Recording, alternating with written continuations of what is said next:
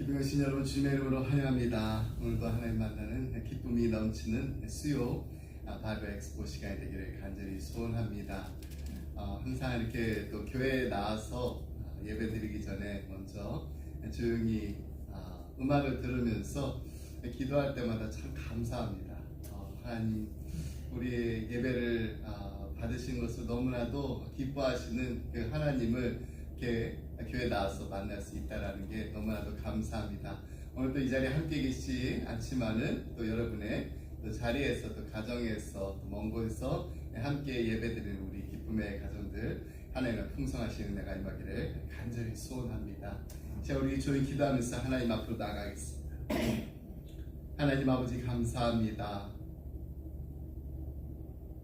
2024년도가 시작한 지가 그제 같은데 벌써 4월을 맞아서 하나님 앞에 이렇게 또 수요일날 나와서 예배 드릴 수 있도록 아름다운 예배의 처소를 우리에게 허락하시고 또 하나님 앞에 나와서 간절한 마음으로 예배 드리고자 하는 기쁨을 저에게 허락하시면 감사드립니다. 하나님 바라고 원하는 것은 저희들 하나님 앞에 나와서 예배 드릴 때 하나님 꼭 만나고 돌아가게 하시고 또 하나님의 인재하신 가운데 하나님의 섬세한 그 터치하신 가운데 우리가 말씀을 듣고 그 말씀 안에서 도전받고 또 치유함을 얻고 또 회복될 뿐만 아니라 하나님 저희가 받은 그 은혜를 우리만 간직하는 것이 아니라 이 한 주간 살아가면서 많은 사람들에게 이 기쁜 소식을 전하며 나누는 예수님의 증인으로서 살게 하여 주시옵소서. 오늘도 하나님 앞에 나와서 예배드립니다. 거룩하신 하나님을 아바 아버지로 부르며 하나님의 이름을 찬양하며 예배드릴 때 하나님 저희들의 예배를 기뻐받아 주시옵소서. 하나님 홀로 영광 받아 주시옵소서. 감사드림의 모든 말씀 예수님의 이름으로 기도드립니다. 아멘. 아멘. 우리 찬송가 94장 주 예수보다 찬양하시겠습니다. 94장 주 예수보다 더 귀한 것은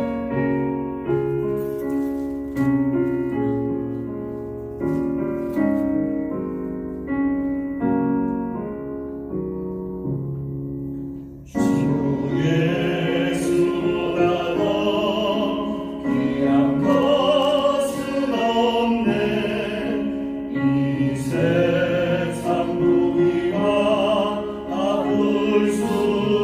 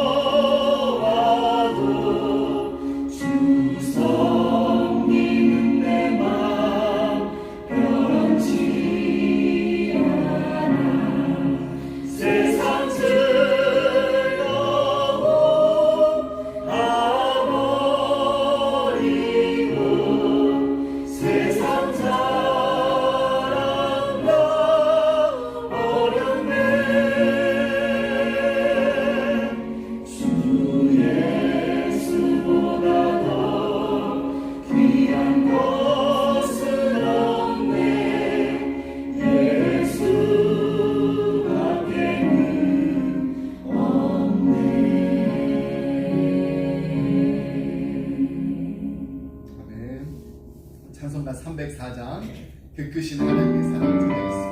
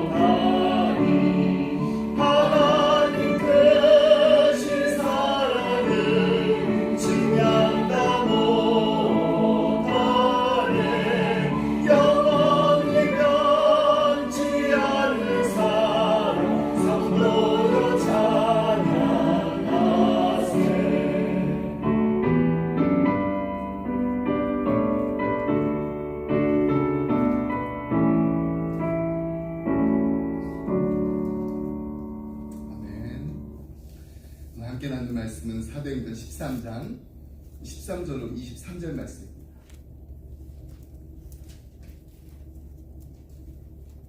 사도행전 13장 13절로 23절까지 말씀, 우리 말씀 한 절씩 교독하겠습니다. 바울과 및 동행하는 사람들이 바보에서 배 타고 밤빌리아에 있는 버가에 이르니 요한은 그들에게서 떠나 예루살렘으로 돌아가고 그들은 바다에서 더 나아가 피시냐 안디옥에 이르러 안식일에 회당에 들어가 앉으니라. 율법과 선지자의 글을 읽은 후에 회당장들이 이 사람을 보내어 물어 이르되 형제들아, 만일 백성을 권할 말이 있거든 말하라 하니 바울이 일어나 수치하며 말하되 이스라엘 사람들과 및 하나님을 경외하는 사람들아 들으라. 이 이스라엘 백성의 하나님이 우리 조상들을 택하시고 애굽 땅에서 나그네된 그 백성을 높여 큰 권능으로 인도하여 내사 광야에서 약 40년간 그들의 생명을 참으시고 가나안 땅 7족속을 멸하사 그 땅을 기업으로 주시기까지 약 450년간이라.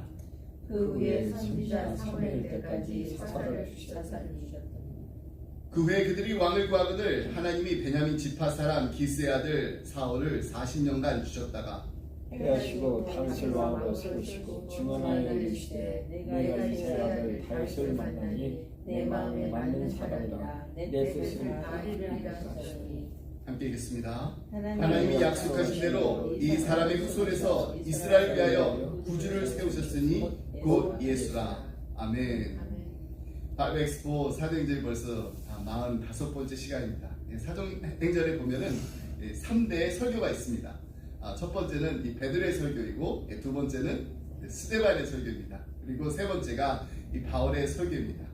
베드로의 설교는 하루에 3,000명 그리고 5,000명이 회개하는 역사가 있었습니다. 그리고 또 스데반은 이 설교 후에 사람들의 그 볼팔매 그 질에 의해서 죽음을 맞이했습니다.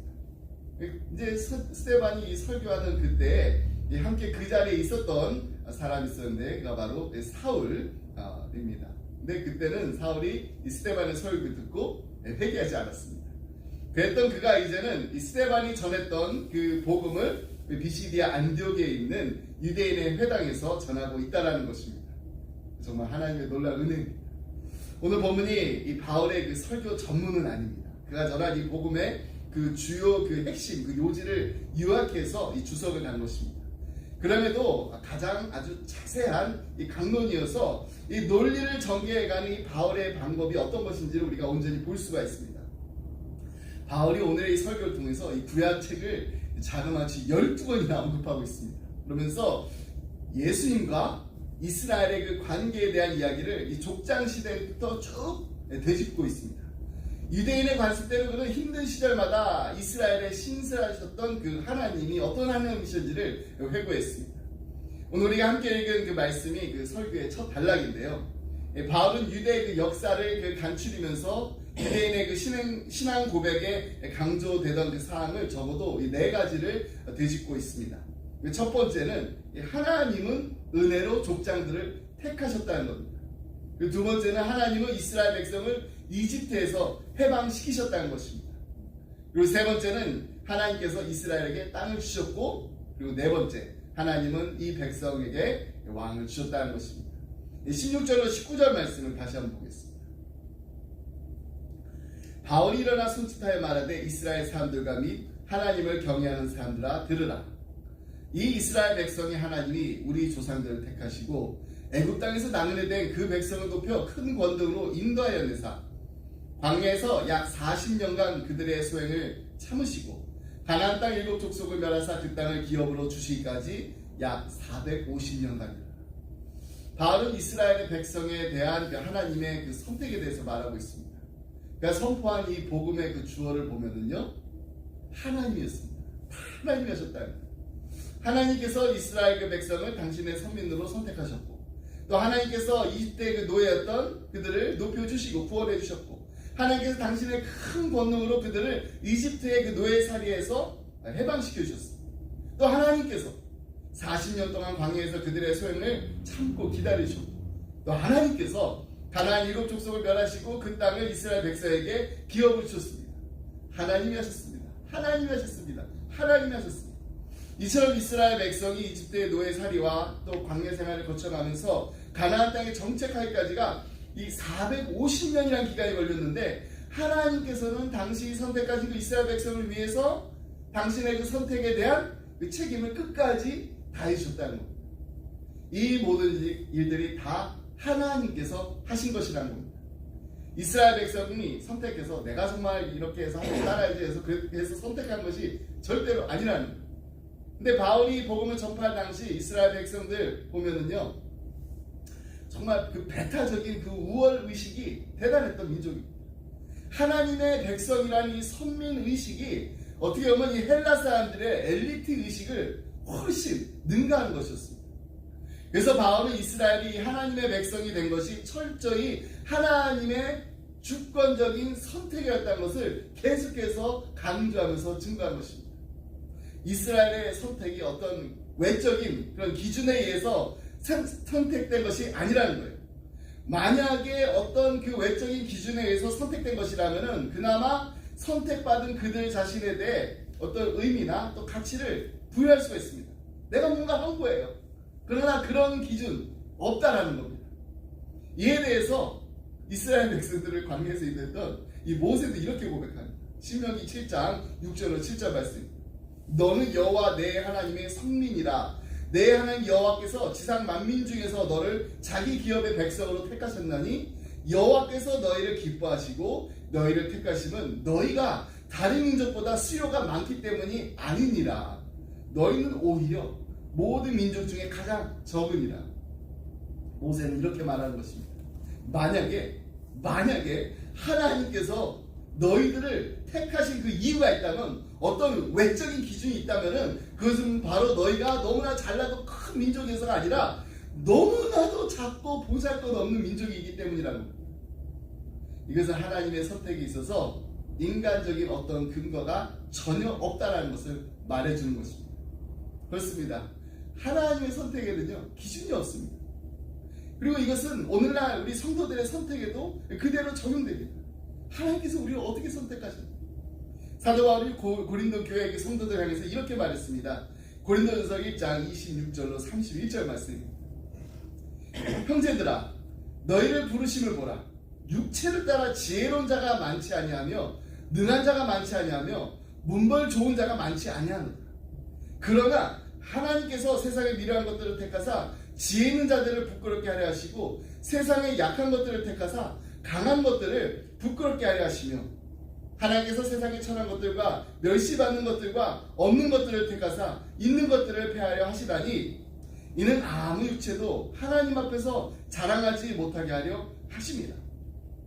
너희는 하나님으로부터 나서 그리스도 예수 안에 있고 예수는 하나님으로부터 나와서 우리에게 지혜와 의로움과 거룩함과 구원함이 되셨으니 기록된 바 자랑하는 자는 주 안에서 자랑하라 함과 같게 하려 함이라. 하나님의 선택에 있어서는 어떤 우리가 생각하는 그런 인간적인 외적 기준이 없다라는 거예요. 어떻게 하면 더 부족하고 어떻게 하면 더 보잘것없는 사람들을 택했습니다. 인간의 기준으로 생각해 봤을 때는 절대로 선택하지 않은 사람들을 택할 것입니다. 만약 하나님께서 어떤 일정한 기준이 있었어요. 그럼 그 외적 기준을 제시하면서 이만큼이 돼야지 내가 너를 하나님의 백성으로 하나님의 자녀로 삼겠다. 만약 하나님께서 그렇게 하셨다면 과연 우리 가운데 몇 사람이나 구원의 은혜를 지금 누리고 있을까요? 다른 사람도 없습니다. 지금 이렇게 하나님의 말씀을 전하고 있는 저 또한 하나님께서 어떤 구원의 조건을 이렇게 제시하셨다면 저는 결코 하나님의 자녀가 될 수 없었을 것입니다. 그러므로 하나님의 선택은 그냥 그 자체가 은혜입니다. 사도 바울이 에베소 2장 8절에서 이렇게 말합니다. 너희는 그 은혜에 의하여 믿음으로 말미암아 구원을 받았으니 이것은 너희에게서 난 것이 아니요 하나님의 선물이라. 구원이 우리 자신이 지니고 있는 어떤 인간적인 조건들과 전혀 무관하다는 것을 말해주고 있습니다. 그렇습니다. 우리의 구원 내게 있지 않습니다. 어떤 약간의 이유 때문에 어떤 우리가 근거를 하나님께 제시할 수 있어서 우리 구원받은 거 아닙니다. 우리가 받은 이 구원은요 신비예요. 신비. 아무리 생각해도 왜 나 같은 사람을 택했지? 그 이유를 알 수 없기 때문에 신비입니다. 생각하면 생각할수록 신비합니다. 감사합니다. 감격하면서 살 수밖에 없습니다. 그래서 우리는 하나님 앞에서 겸손하게 살 수밖에 없는 것입니다. 우리가 지난주에도 함께 부른 차입니다. 오늘도 이제 말씀 마치면서 같이 부를 건데요. 하나님의 은혜. 나를 지으신 이가 하나님, 나를 부르신 이가 하나님, 나를 보내신 이도 하나님, 나의 나 된 것은 다 하나님의 은혜라. 나의 달려갈 길 다가도록, 나의 마지막 호흡 다하도록 나로 그 십자가 품게 하시니 나의 나 된 것은 다 하나님의 은혜. 한량없는 은혜, 갚을 길 없는 은혜. 내 삶을 에워싸는 하나님의 은혜. 나 주저함 없이 이 땅을 밟음도 나를 붙드시는 하나님의 은혜. 제가요, 이 목사 안수를 받는 날, 안수 받고 나서 이렇게 답사를 하잖아요. 그 답사할 때 제가 답사 대신에 이 찬양을 불렀어요. 근데 제가 나는 짧은 저의 신앙 고백입니다. 근데 우리 이제 영어권 제가 가르치는 이제 영어권 학생들도 같이 있었어요. 그래서 제가 우리 학생들에게 물어봤어요. 근데 우리 학생들은 그 정답을 압니다. 제가 좋아하는 영어 단어 2개. 둘 다 G로 시작하는 단어입니다. 하나는 grace, 또 하나는 glory입니다. 제가 하나님의 자녀로 부름 받은 것만 해도 너무너무 감사한데 하나님 나라의 일을 감당하라고 하나님의 종으로 세워주신 거 이게 다 하나님의 은혜입니다. God's grace입니다.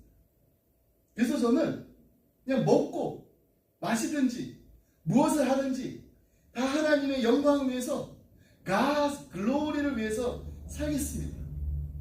이 고백을, 이 다짐을 저희 가족들과 교회 앞에서 그리고 제가 가르쳤던 우리 영권 학생들 앞에서 또 여러 성대 목사님들 앞에서 동역자들 앞에서 그리고 성도님들 앞에서 했습니다. 그리고 지금도 그때의 마음을 잃지 않으려고 그때 그 초심을 잃지 않으려고 기도하면서 또 다짐하고 다짐합니다. 왜 기도하면서 또 다짐하고 다짐할까요? 그때 초심을 자꾸 잃어버리니까.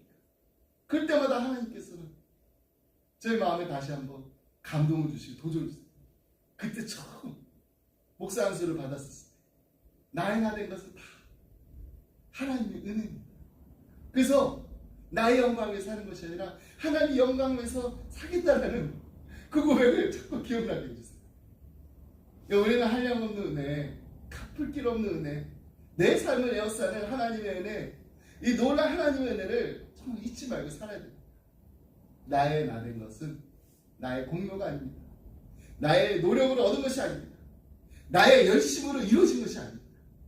나의 나 된 것은 다 하나님의 은혜입니다. 그럼 우리는 무엇을 하든지 다 하나님의 글로리, 영광을 위해서 해야 됩니다. 이 아름다운 고백과 결단이 우리의 입술에서 그리고 우리의 삶 속에서 날마다 끊어지지 않고 흘러 넘치시기를 주님의 이름으로 축복합니다. 계속해서 이어지는 이 바울의 설교를 보게 되면 그는 이제 가나안 정복 때부터 또 이 다윗의 그 통치까지 이스라엘이 정부 시대를 간략하게 요약하고 있습니다. 그는 그 땅의 그 적들을 멸하신 그 공로도 하나님께 돌렸습니다. 7 나라를 물리치신 것도 하나님께서 하신 거고 약속대로 이스라엘의 그 12지파에게 그 땅을 주신 분도 여호수아나 그의 군대가 아니라 하나님이셨습니다. 19절로 22절 말씀. 가나안 땅 7 족속을 멸하사 그 땅을 기업으로 주시기까지 약 450년간이다. 그 후에 선지자 사무엘 때까지 사사를 주셨더니 그 후에 그들이 왕을 구하거늘 하나님이 베냐민 지파 사람 기스의 아들 사울을 40년간 주셨다. 패하시고 다윗을 왕으로 세우시고 증언하여 이르시되 내가 이세 아들 다윗을 만나니 내 마음에 맞는 사람이라 내 뜻을 다 이루리라 하시더니 가나안 정복 그 이후에 이어진 이 사사시대는 어떻게 보면 히브리 역사에 있어서 아주 수치스러운 시대였습니다. 그 기간에 이스라엘 백성들 계속해서 똑같은 그 악순환을 되풀이하고 또 되풀이했습니다. 우리 토요일 새벽 기도회 때 함께 계속해 우리 사사기 말씀 보고 있는데요. 이 사사시대의 그 범죄 그 악순환 그 기본 패턴 무엇이라고 했나요? 자, 백성들이 범죄를 합니다. 그럼 이제 하나님께서 이 백성들 사랑의 매를 들어요. 하나님의 저주와 심판이 있습니다. 그럼 이제 백성들이 하나님 앞에 나와서 회개합니다. 잘못했습니다. 도와주세요. 그렇게 간절히 매달리면 하나님께서 구원해 주십니다. 자, 구원해 주시고 이제 다시 회복돼가지고 정말 하나님의 백성답게 살아야 되는데 이걸 또 망각을 해버려요. 잊어버립니다. 그럼 어떻게 되나요? 또 범죄합니다. 하나님 앞에 범죄하고 하나님께 저주받고 심판받고 또 하나님 앞에 나와서 백성들 회개하고 구원을 받았는데 망각하고서 재범죄. 이 사이클이 계속해서 반복됩니다. 하나님께서는 당신의 말씀에 불순종하고 범죄한 이스라엘 백성들을 향해서 징계를 선언하셨습니다. 더 이상 가나안 족속을 이제 쫓아내지 않고 그들로 이스라엘 백성들의 옆구리에 가시가 되겠다고 하신 겁니다. 이것은 이스라엘 백성들에게 보면 어떻게 보면 이 저주예요. 저주.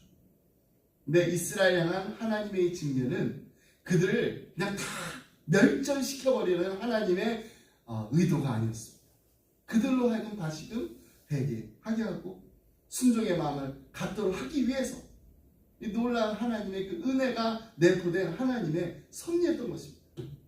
때문에 이스라엘 백성들이 고통 중에 하나님 앞에 다시 나와서 회개하는 마음으로 하나님 앞에 나와서 부르짖을 때마다 하나님께서는 그들을 다시 용서해 주셨어요.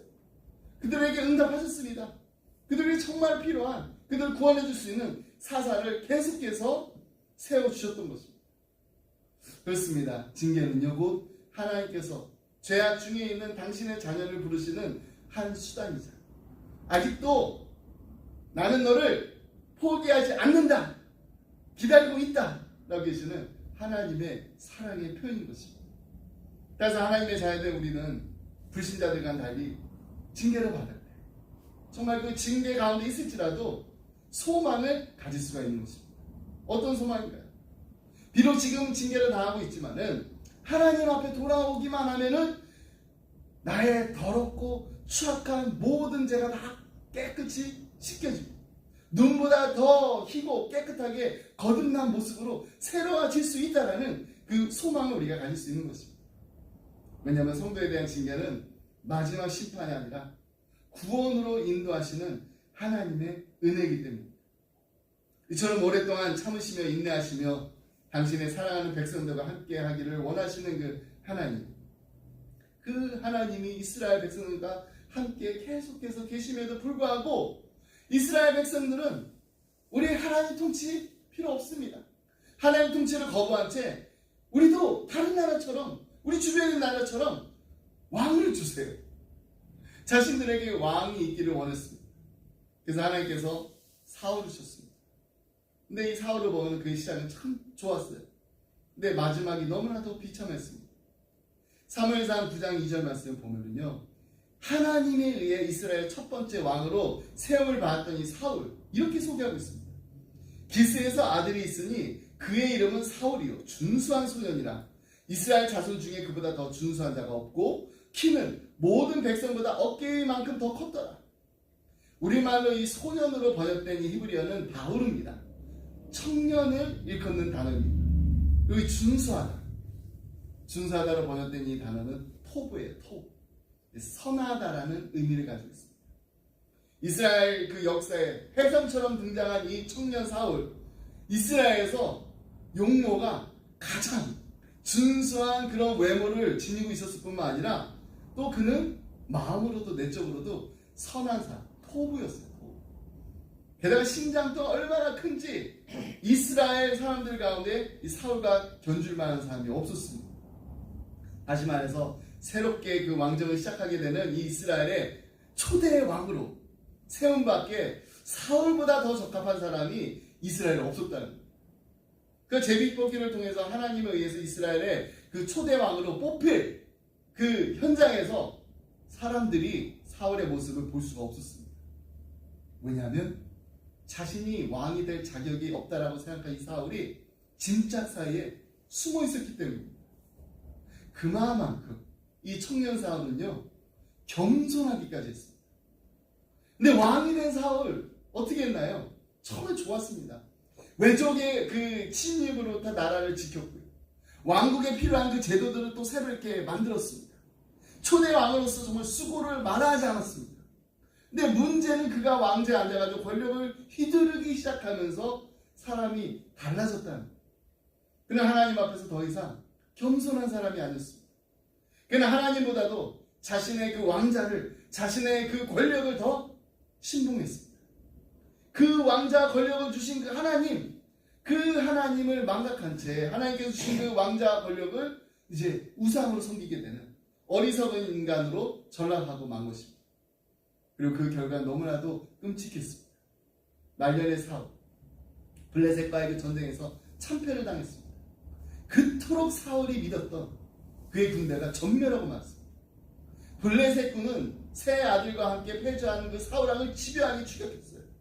결국 사울의 그 세 아들마저 목숨을 잃었고 사울왕 자신도 이 추격자의 그 화살에 중상을 입고 말았습니다.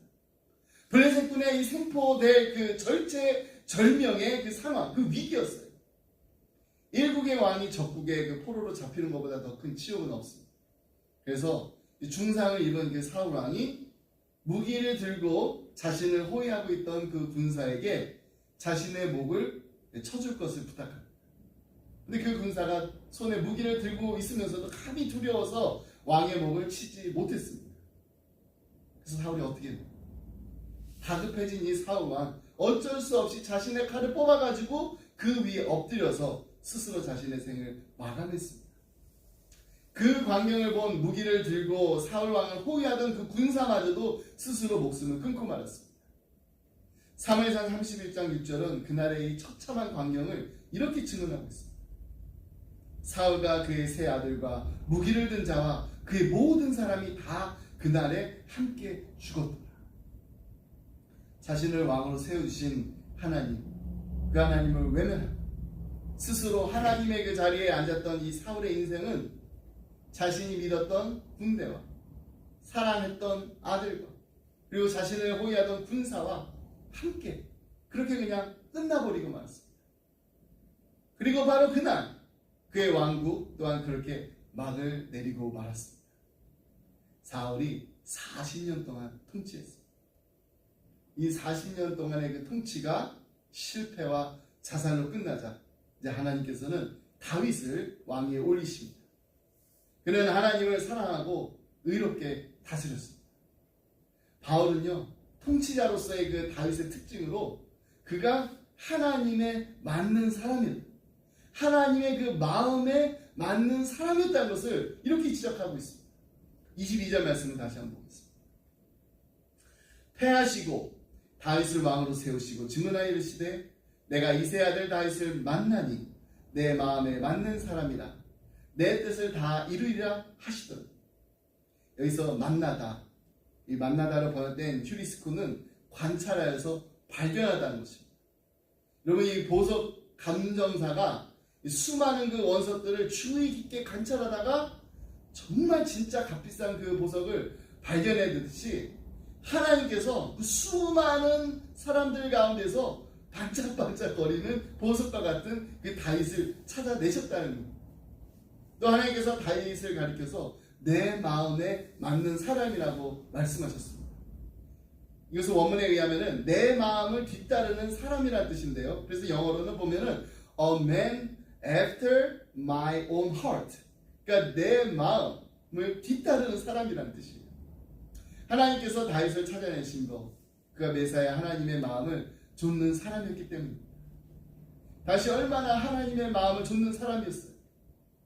그가 정말 하나님께서 그를 통해서 당신의 뜻을 이루실 거라고 말씀하셨어요. 하나님께서 이 다윗을 통해서 하나님의 뜻을 이룰 것이라고 말씀하시면서 그냥 이룰 거라고 하지 않고 다 이룰 거라고 하셨습니다. 자, 그러면 하나님께서 이 다윗을 통해서 다 이루려고 하셨던 그 하나님의 뜻, 그것은 무엇이었을까요? 오늘 보면 23절이 분명히 말해주고 있습니다. 하나님이 약속하신 대로 이 사람의 후손에서 이스라엘을 위하여 구주를 세우셨으니 곧 예수라. 하나님께서 다윗을 통해서 이루시고자 했던 그 뜻은 다윗의 후손을 통해서 인간을 구원하는 것이었습니다. 그리고 그 뜻은 구원자 예수 그리스도께서 다윗의 족보를 통해서 이 땅에 오심으로 성취되었습니다. 다윗이 그 정도로 하나님의 마음에 맞는 사람이었다. 그렇다고 다윗이 인간적으로 봤었을 때 사울보다 더 나았나요? 더 나을 것이 없었습니다. 어떤 면에서 보면은 다윗이 사울보다 더 교활하고 악랄했습니다. 왕자였던 다윗은 충신 그 우리아의 아내 밧세바를 범했어요. 그때 우리아는 전쟁터에서 다윗을 위해서 열심히 전투를 수행하고 있었습니다. 공교롭게도 다윗이 범한 그 밧세바가 임신하게 됐고, 다윗은 참전 중인 밧세바의 남편인 우리아를 예루살렘으로 소환합니다. 우리아로 하여금 아내 밧세바와 동침하기 위해서 이 밧세바의 그 뱃속에서 지금 잉태된 아이가 다윗의 아이인데도 우리아의 아이인 것처럼 위장하려는 의도였습니다. 나 전쟁 중에 나는 편안하게 귀가할 수 없다. 이 우리아의 이 충성심 때문에 다윗의 계획이 다 무산되고 있습니다. 다윗이 우리아를 다시 전장으로 보내면서 자신의 그 신복 요압에게 우리아를 죽음에 빠뜨리도록 교사했습니다. 자신의 손에는 피를 한 방울도 흘리지 않았습니다. 한 방울도 묻히지 않았습니다. 우리아를 교묘하게 살해한 것입니다. 그러고는 바보가 된 이 밧세바를 궁중으로 불려들어서 아예 그냥 자신의 아내로 삼아버렸습니다. 세상에서 보면요, 다윗보다 이렇게 더 폐역무도한 그리고 살인 강도가 어디 있겠습니까?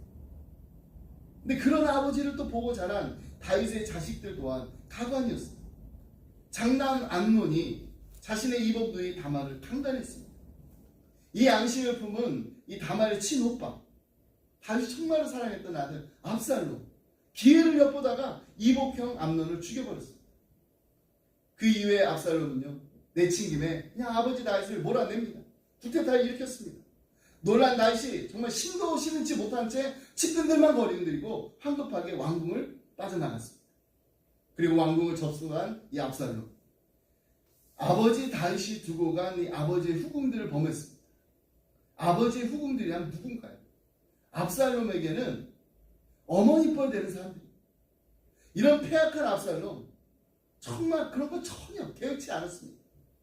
그러나 그 압살롬이 제 집결한 그 아버지 다윗의 군대에 의해서 이제 살해당합니다. 아들의 군대가 아버지를 몰아내고 또 아버지의 군대가 아들을 죽인 것입니다. 한마디로 이 다윗의 집은요, 디스펑셔널 패밀리. 어느 뭐로 보나 다윗이 사울보다 못하면 못했지 전혀 나은 것이 없어 보입니다. 그럼에도 다윗은 사울과는 달리 하나님의 마음에 맞는 사람이 되어서 그의 왕국이 그의 자식과 후손에게 계승됐을 뿐만 아니라 다윗 자신이 족보상 예수 그리스도의 조상이 되는 영광까지 얻게 됩니다. 이것이 가능할 수 있었던 이유는 무엇일까? 그 이유는 다 한 가지. 다윗이 한때 폐역무도한 살인 강도였을 망정, 그 이후 그는 자신의 잘못을 깨닫고 하나님께로 되돌아간 믿음의 사람이었기 때문입니다. 하나님은 다윗의 후손에서 왕다운 왕이 나와서 이스라엘의 그 왕위에 오르실 것을 약속하셨습니다. 그리고 이 약속된 왕이 바로 유대인들이 그렇게 기다리는 메시아였어요. 메시아, 기름 부은 자들. 헬라어는 크라이스트예요. 바울은 예수님이 바로 이 메시아이자 세상의 구주이심을 담대하게 선포한 것입니다. 그렇습니다. 예수님께서는 하나님께서 이제까지 이스라엘 백성들에게 주신 그 많은 선물들이 있는데 그 선물들 중에 가장 큰 선물입니다. 아니, 이스라엘만을 위해서 주신 선물이 아닙니다. 우리 인류에게 주신 가장 최고의 선물이 바로 예수 그리스도이십니다. 23절 말씀을 다시 한번 보겠습니다. 하나님이 약속하신 대로 이 사람의 후손에서 이스라엘을 위하여 구주를 세우셨으니 곧 예수다. 예수님은 이스라엘뿐만 아니라 우리 모두의 구주십니다. 영어로 Savior, 구원자이십니다. 전 인류를 위한 하나님의 선물입니다. 우리가 성경을 보게 되면 하나님께서 정말 하나님 앞에 나서 애통하는 자들에게, 그리고 하나님께서 사랑하시는 그 이에게 항상 최상의 선물을 주셨습니다. 100세까지 자식이 없었던 아브라함, 이삭을 선물로 주셨습니다. 야곱의 사랑하는 그 아내 라헬에게는 요셉을 선물로 주셨습니다. 한나에게는 하나님께서 사무엘을 선물로 주셨습니다. 사가랴와 엘리사벳에게는 세례 요한을 선물로 주셨습니다.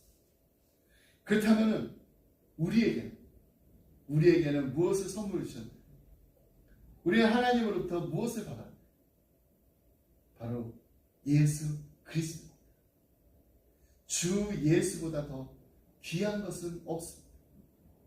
예수님 이상의 최상의 선물이 없음을 믿으시고 날마다 감사하시기 바랍니다. 다시 한번 말씀드립니다. 예수님은 하나님께서 저와 여러분에게 보내주신 최고의 선물이십니다. 사랑의 선물이십니다.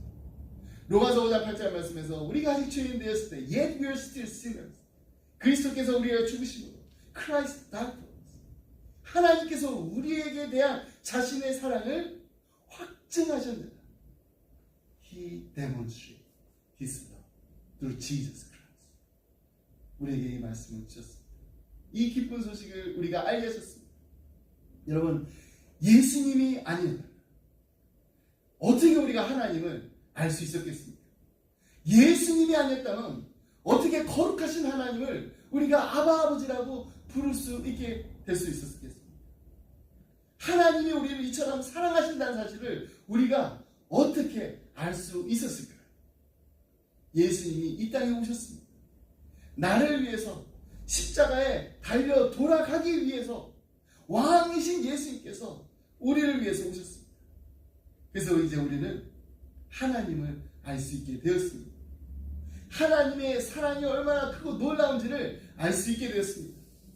하늘 두루마리 삼고 바다를 먹물 삼아도 다 기록할 수 없는 하나님의 그 크신 사랑을 분명히 알 수 있게 되었습니다. 그리고 천국 영생 구원을 얻게 되었습니다. 이처럼 놀라운 선물을 받은 우리가 어떻게 가만히 있을 수 있겠습니까?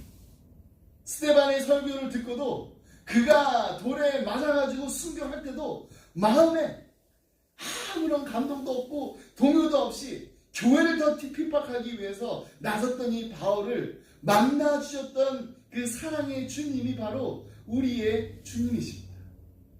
받은 바 안에를 이제 우리만 소중하게 간직하고 우리 안에서만 감사하고 우리 기쁨의 교회 안에서만 기뻐하는 것이 아니라 이제 우리 주위에 아직 주님을 만나지 못한 우리의 이웃들에게 우리 전해야 됩니다.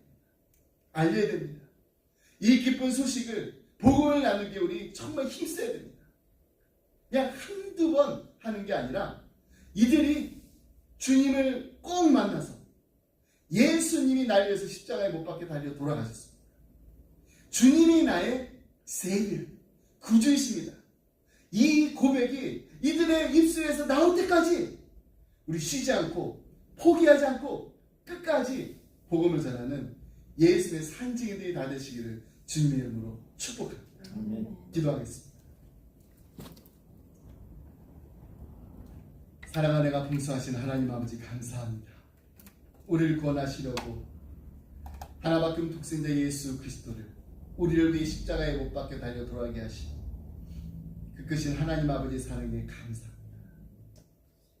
하나님의 자녀 삼아주신 것도 감사한데 우리로 하여금 예수의 증인으로 살면서 복음을 전하며 이 땅을 살아가게 하심을 감사드립니다. 하나님, 하나님께서 약속하신 대로 하나님께서 뜻하신 대로 다윗의 가문을 통해서 온 인류를 구원할 메시아를 진정한 왕으로 세우신 것처럼 우리 기쁨의 가정들을 통해서 하나님의 뜻을 이루어 주옵소서.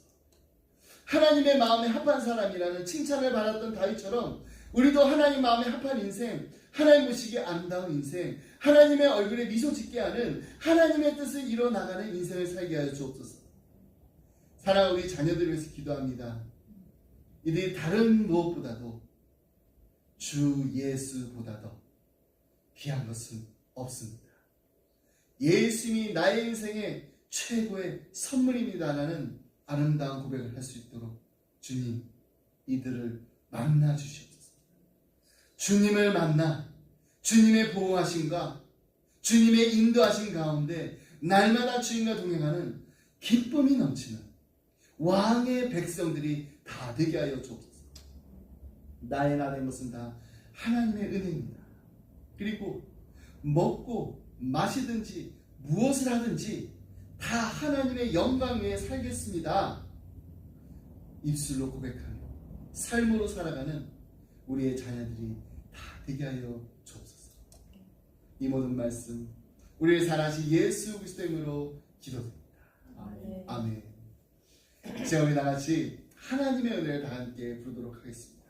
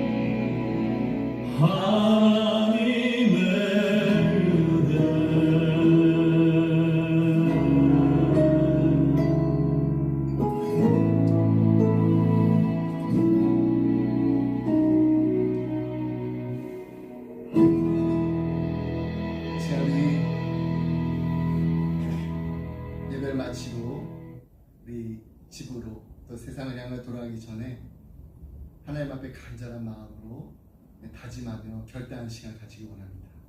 하나님, 이스라엘의 역사를 보면서 어떻게 하나님을 믿는 백성들이 이렇게 살 수 있는가? 살아계신 하나님, 역사하신 하나님, 우리와 함께 하시는 하나님이라는 것을 눈으로 보면서 살아왔던 이스라엘 백성들, 어떻게 하나님 앞에 나와서 그렇게 범죄하면서 아무런 꺼리낌도 없이 우상을 섬기며 하나님의 마음을 아프게 하고 하나님을 떠나고 하나님 배신하고 살 수 있느냐? 그런 이스라엘 백성들을 끝까지 품으시고 인내하시며 참으시며 기다리시는 그 하나님 아버지의 사랑 때문에 다시금 구원받고 돌아왔으면서도 또 망각하고 또 잊어버리고 또 하나님의 은혜 잊어버린 채 다시 범죄하는 이들의 삶을 보면서 어떻게 그럴 수 있냐고 우리가 손가락질 할 수도 있지만, 그들의 모습 속에서 우리의 모습을 발견할 때마다 하나님, 우리도 하나님 앞에서 범죄했습니다. 우리도 처음에 그 초심을 잃어버리고 하나님 앞에 겸손하고 하나님의 은혜에 감사하며 그냥 나의 된 것은 다 하나님의 은혜입니다라고 감사의 그 감격의 눈물을 흘렸던 우리도 하나님, 교만해서 넘어지고 내 뜻대로 하고 싶어서 넘어지고 내가 하고자 하는 대로 그냥 나의 명예를 위해서 따라가다가 넘어지고 실패했습니다. 하지만 그 넘어진 자리에서 다시금 나의 손을 붙잡고 일으켜 주신 그 하나님의 손을 꼭 붙잡고 날마다 주님과 동행하기 원합니다. 이제 우리의 삶을, 우리의 가정을, 하나님, 우리의 자녀를 하나님께서 이끌어 주시옵소서. 하나님께서 인도하시는 대로 순종하며 따라가게 해 주시옵소서. 그래서 하나님께서 원하시고 하나님께서 기뻐하시는 거룩하신 뜻이 무엇인지를 분별하며 살 수 있는, 하나님 보시기에 아름다운 인생, 하나님의 마음에 하나님의 온 하트를 따라가는 인생 살게 해 주시옵소서. 이 시간에 간절한 마음을 갖기 원합니다. 다윗처럼 범죄했어도 다시금 하나님 앞에 나와서 회개하며 나올 때 하나님 그를 들어서 그에게 약속하신 대로 그의 후손을 통하여서 진정한 왕을 세우시겠다는 그 하나님의 뜻을 이루셨던 것처럼 하나님 우리의 가정을 들어 사용하여 주시옵소서. 하나님의 뜻이 하늘에서 이루어질 것 같이 우리의 가정에서도 이루어지기 원합니다. 하나님의 뜻이 이루어지는 것을 보는 놀라운 은혜를 누리게 해 주시옵소서. 지금 우리 간절한 마음으로 하나님 앞에 하나님 도와주시옵소서. 간절한 마음으로 기도하겠습니다. 하나님 아버지 감사합니다. 이 시간에 하나님 앞에 나와서 기도합니다. 저희들 너무나도 부족합니다. 하나님, 저희들의 아버지 모습을 보라보면 하나님 아무것도 내세울 것이 없는데 하나님 왜 우리는 이렇게 하나님 앞에서 교만하고 똑똑한 척하고 우리 혼자 다 해낼 수 있는 것처럼 아버지 하나님 자만하고 있는지 아버지 우리 자신을 다시 한번 돌아봅니다. 하나님, 우리가 정말 입술로는 주여 주여 하면서도 우리의 마음의 주는 내가 되고 있지 않은지, 우리 마음의 중심에 왕자에는 내가 앉아있지 않은지 아버지 우리 자신을 돌아봅니다. 내가 결정하는 것이 아니라고 하면서도 아버지 많은 시간을 아버지 하나님 기도하기 전에 내가 먼저 판단하고 내가 결정하고 내가 원하고 내가 바라는 대로 아버지 하나님 가고자 하는 아버지 마음이 더 있지 않은지 아버지 우리 마음을 아버지 하나님 다시금 돌아보기 원합니다. 아버지 바라고 하는 것은 아버지 정말로 하나님 앞에 아버지 범죄할 때마다 성령 하나님께서 우리의 마음을 꾸짖어 주시옵소서. 깨닫게 해주시옵소서. 다시금 하나님 앞에 나와서 아버지 우리가 범죄했으면 우리의 입술을 시해하며 아버지 가슴으로 통회하며 회개했을 때 하나님 구원의 역사에 일으켜 주시옵소서. 아버지 치유하여 주시옵소서. 회복시켜 주시옵소서. 다시 그때 처음 주님을 만나 그때 그 마음 그 초심으로 돌아가게 하여 주시옵소서. 나의 나 된 것은 다 하나님의 은혜입니다. 내가 한 거 없습니다. 나의 공로 아무것도 없습니다. 나는 아무것도 할 수 없습니다. 오직 하나님만이 이루어 주시옵소서. 하나님만 의지합니다라고 아버지 하나님 고백했던 그때 그 마음을 아버지 하나님 잊지 않게 하여 주시옵소서. 날마다 아버지 사랑하는 우리 자녀들을 위해서 기도하면서 하나님 정말 간절히 바라고 하는 것은 하나님 이들을 정말로 달과 같이 하나님 앞에 나와서 정말 하나님 정말 이들이 하나님 정말 하나님의 마음에 합한 삶을 살게 해주시옵소서. 하나님께서 원하시고 하나님께 뜻하시고 하나님께서 이루고자 하시는 그 일들이 무엇인가를 가장 먼저 축복 아버지 하나님 그 일을 이루기 위해서 아버지 하나님 충성하며 아버지 순종하는 우리 자녀들 될 수 있도록 아버지 은혜 부으시기를 간절히 바라곤 합니다. 아버지는 정말 하나님께서 인도하시고 하나님께서 축복해 주시고 말미암아 아버지 많은 사람들에게 주의 사랑을 나누는 아버지 귀한 하나님의 자녀들 다 될 수 있도록 하나님 은혜 부어 주시옵시고 이들이 아버지 정말로 받은 바 그 은혜를 자신들만 간직하는 것이 아니라 정말 많은 사람들에게 예수 있고 만나야 되는 사람들에게 주변에 정말 예수님을 알지 못하는 아버지 하는 사람들에게 예수님의 그 살아계신가 복음을 아버지는 전하며 예수님의 사랑을 아버지 나누며 예수님의 그 따뜻한 아버지 손길을 내밀며 종의 모습으로 오셨다는 예수님처럼 아버지 하나님 낮아진 자리에서 겸손하게 섬기는 우리의 자녀들 다 될 수 있도록 아버지 하나님 그래서 하나님이 기뻐하시고 하나님 보시기에 아름다운 인생 살 수 있도록 하나님 축복하여 주시옵소서. 나의 나된 것은 다 하나님의 은혜입니다. 그래서 내가 아버지 먹고 마시고 무엇을 하든지 어느 곳에 가서 무엇을 하든지 다 하나님의 영광에서 살겠습니다. 하나님의 영광에서 아버지 일하겠습니다. 아버지 하나님 정말 하나님 앞에 겸손한 마음으로 쓰임받기를 간절히 원하는 마음으로 날마다 살아갈 수 있도록 아버지 은혜 부어 주시옵소서. 아버지 간절히 기도합니다. 주여 도와주시옵소서. 이제는 우리 주 예수 그리스도의 은혜와 하나님 아버지의 그 크신 사랑 성령님의 감동과 막 교통하시 하나님 나의 나 된 것은 다 하나님의 은혜입니다. 우리 가정 된 것도 다 하나님의 은혜고 우리 기쁨의 교회가 다 이렇게 된 것도 하나님의 은혜입니다. 모든 게 다 하나님의 은혜입니다. 그래서 하나님 우리는 먹고 마시든지 무엇을 하든지 나의 영광을 위해서 나의 명예를 위해서 나의 이름을 위해서 하는 것이 아니라 오직 하나님의 영광을 위해서만 살겠습니다. 다짐하며 결단하며 이 자리를 떠나는 사랑하는 성도님들과 가정과 생활 그리고 주님의 몸된 교회 지금도 영원토록 함께 하시길 간절히 축원하옵나이다. 아멘.